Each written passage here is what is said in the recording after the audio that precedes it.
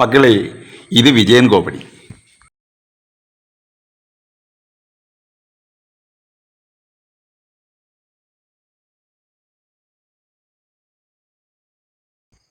അച്ഛാ, എന്തുവാ അച്ഛാ, ഞാനൊരു മോതിരം കൊണ്ടാ വന്നിരിക്കുന്നത്.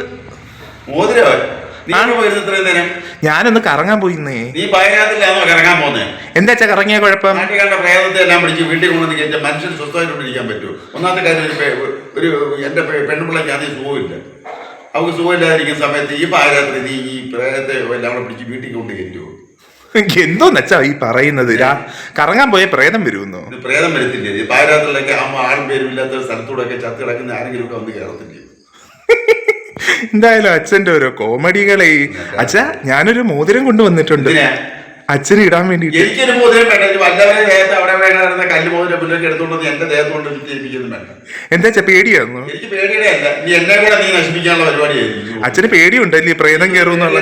എനിക്ക് കല്ല് മോതിരം ഒന്നും ആരുടെയും വേണ്ട, എന്റെ ദേഹത്തോണ്ട് ഇടിയാൻ വേണ്ട. അതെന്താ?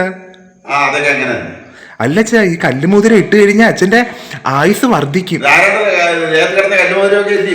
അതിനകത്ത് എന്റെ ദേഹത്തോണ്ട് ഇട്ട് അവന്റെ ത്യാഗം എടുക്കാൻ ഞാൻ പിടിച്ചു പറ്റണോ? ഓ, ഇതെന്തോന്നച്ചാ?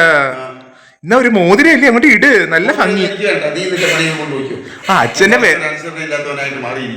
അച്ഛന്റെ വിരല് കാണാൻ നല്ല ഭംഗി. ആ വിരലിന് ഈ മോതിരം നല്ലോണം ചേരും. മതി. ഏ